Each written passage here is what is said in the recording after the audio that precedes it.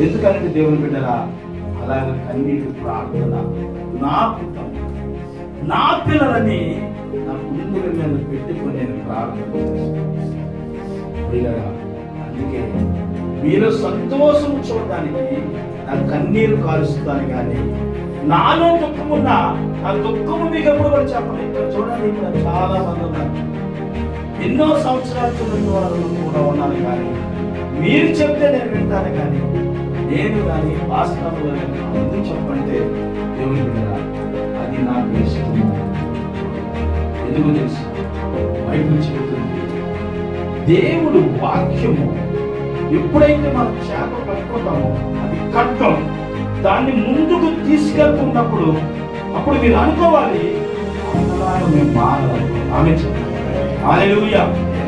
సేవలో అనేక రకమైన వ్యతిరేకత, అనేక రకమైనటువంటి ఇబ్బందులు, అనేక రకమైనటువంటి అపోహలు, అనేక రకమైన ఆటంకాలు, ఇవన్నీ కూడా దాటుకుని